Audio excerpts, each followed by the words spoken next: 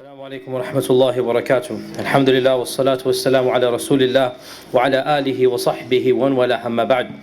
We now move on to the fourth ayah of Surat Al Fatiha, which is the middle ayah. Iyyaka Na'budu Wa-iyyaka Nasta'een. And there are many issues to discuss with this ayah, and we will deal with this ayah today and inshallah ta'ala tomorrow. The first issue, if you notice very interestingly, and subhanAllah, many of us don't even notice this, even though we have recited this surah by now probably a million times. There is a change in tense in this verse. There is a change in tense in this verse. From the third person to the second person. I repeat, there is a change in tense. What is the first three verses? All praise is due to Allah, the Lord of the worlds, the merciful, the one who shows mercy, the master of the day of judgment. We speak of Allah Azza wa Jal in what we call in English the third person. And then when we get to Iyyaka Na'budu, all of a sudden we change to the second person. You alone. The first three verses we're speaking in what is called the neutral tense, is the third tense. Allah is this, Allah is that. There's no direct contact, there's no communication, we're simply praising Allah. Then when we get to the fourth verse, automatically the tense changes. We are having now a dialogue, a conversation. And this change in tense in Arabic is called iltifat. In Arabic it is called iltifat. You change from the third to the second to the first. We have this change in English now. In the English language, if you study literature, if you study grammar, you are taught in the English language that once you begin your essay, your book in one tense, you stick with that tense. This is what we are taught in English. However, in Arabic, and Arabic is a Semitic language and English is a Romance, a Latin-based language. In Arabic, it is a part of eloquence to change your tense.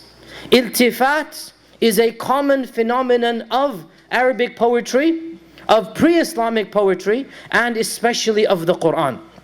And if you read the Quran, hardly a page goes by except that you find this change of tense. Sometimes Allah Azza wa Jalla speaking in the third person, then all of a sudden He changes to the direct. And one of the most dramatic examples of this, وَإِذَا سَأَلَكَ عِبَادِي عَنِّي. When my servants ask you about me. So the Prophet is being told to speak on the behalf of Allah. When my servants ask you, Ya Rasulullah, about me, then all of a sudden Allah directly answers. He doesn't say to the Prophet, you go tell them. He answers and He says, فَإِنِّي قَرِيبٌ. I am close to them.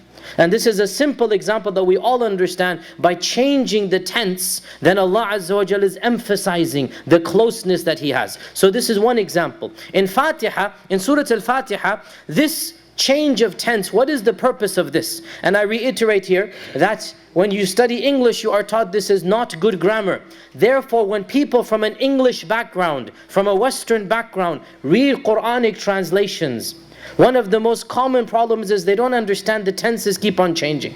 And this has allowed some non-Muslims, when they read translations, to say the Quran is not eloquent. How is this eloquence? But subhanAllah, it is so shallow to judge the grammar of another language through the grammar of English. It is so intellectually shallow to judge eloquence based upon your own rules of grammar. The problem is these people are judging translations and they think they understand eloquence, whereas the Arabic eloquence and the styles of what is called balagha, eloquence, are very different. So here we have an example of what is called iltifat, from the third person to the second person. What is the purpose of this iltifat? Why is it here? Az-Zamakhshari, the famous mufassir, in his Tafsir, he mentions that of the wisdoms of iltifat right now is that after praising Allah in such a beautiful manner, Alhamdulillahi Rabbil Alameen, Ar-Rahman Ar-Raheem, Maliki Yawmiddin, you have described who is Allah, but there's no action being done.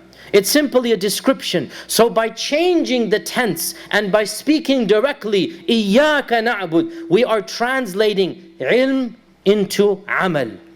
We are translating knowledge into action. What do we do after we've praised Allah? So what if Allah is Alhamdulillah Rabbil Alameen? What does that do? What should we do based upon that? What do? Iyyaka Na'bud. We worship you, O Allah, because you are Rabbil Alameen, because you are Ar-Rahman Ar-Raheem, because you are Maliki Yawmiddin. So we affirm Allah's Tawhid, Alhamdulillah Rabbil Alameen. We affirm the Risala, we affirm the Akhira. Then we worship Allah based upon that. Also, we affirm love and fear and hope. We talked about this a few days ago. We affirm that Allah is worthy to be loved. Alhamdulillah Rabbil Alameen. We affirm that Allah is worthy to put your hope in. Ar-Rahman Ar-Raheem. We affirm that Allah is worthy to be feared. Maliki Yawmiddin. What do we do with love and hope and fear? We then worship Allah based upon the three pillars of love and fear and hope. Also of the wisdoms of changing the tense is that the attention of the listener is jolted. If you fall asleep, if you're not paying attention, when the tense changes,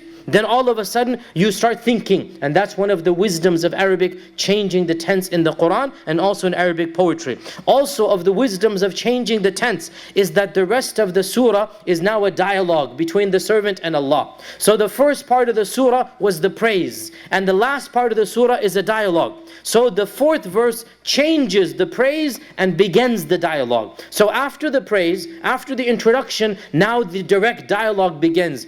It is as if we are having a direct conversation with Allah. Iyyaka Na'budu. You alone do we worship, and you alone are the one whose help that we seek.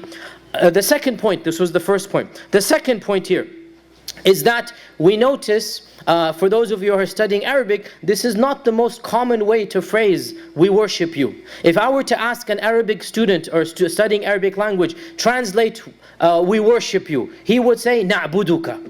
This is the natural way to say it. The most common way, Na'buduka, we worship you. But that's not how Allah says it. That's not the Quran. The Quran, it actually does something that is not that common, and that is Iyyaka Na'bud. It takes the pronoun, and that is ka, the kaf is the pronoun, and it separates it from the verb. Now I'm going a little bit advanced here, but in Arabic generally the pronoun, the verb and the pronoun are linked together, right? So if you hit somebody, you say darabtuka, I hit you. Right? So the daraba and then tuka, you're joining it together. This is the common way of doing it. But to separate the pronoun from the verb, it's not that common. And there's always a reason why it is done.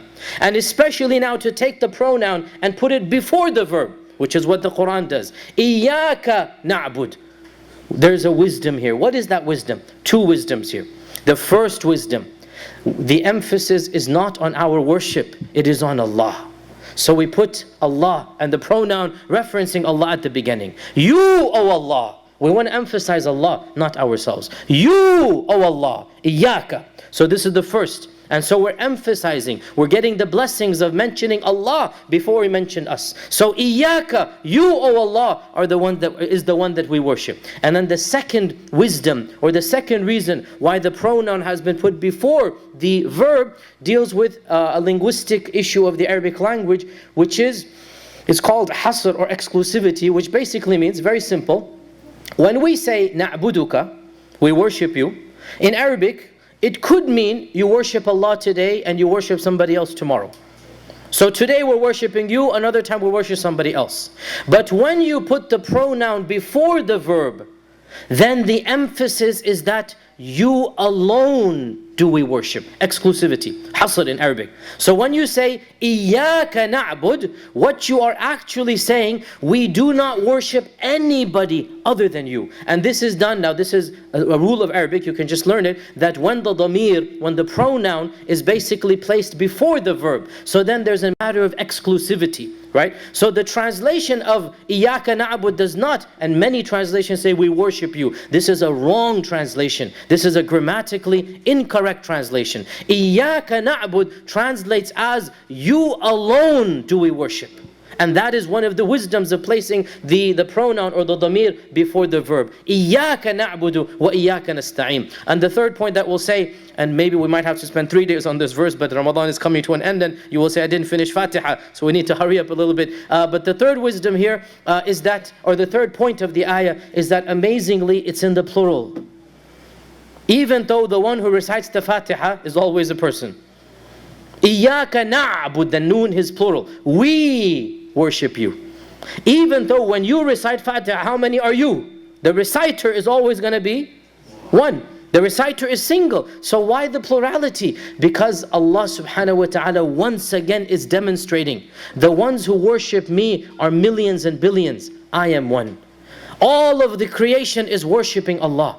But I alone am unique. That's one wisdom. Another wisdom, the Muslim is always reminded that he is not a selfish individual being. Rather, he or she is connected to a global ummah. We are one ummah. وَإِنَّ هَذِهِ أُمَّتُكُمْ أُمَّةً وَاحِدَةً وَأَنَا رَبُّكُمْ فَاعْبُدُونَ. This is your ummah, one ummah, and I alone am your Lord, so worship me. So when we say it in the plural, we remind ourselves over and over again of our connection with the ummah. We cannot be selfish when we recite Surat Al Fatiha. We always have the ummah in mind. We think of Gaza as we recite Fatiha because they cannot worship Allah the way that we're worshipping right now. We think of Myanmar, we think of Burma, we think of Kashmir, we think of every situation and scenario because we are a part of a collected body. Iyyaka Na'budu. All of us, oh Allah, we are worshipping. We collectively are worshipping you alone. So that is of the wisdoms of placing the pronoun before the verb and of the wisdoms of putting it in the plural. And inshallah ta'ala, my time is up for today. Tomorrow we will continue talking about some of the wisdoms of this verse. Iyyaka Na'budu Wa-iyyaka Nasta'een. Wassalamu alaikum wa rahmatullahi wa barakatuh.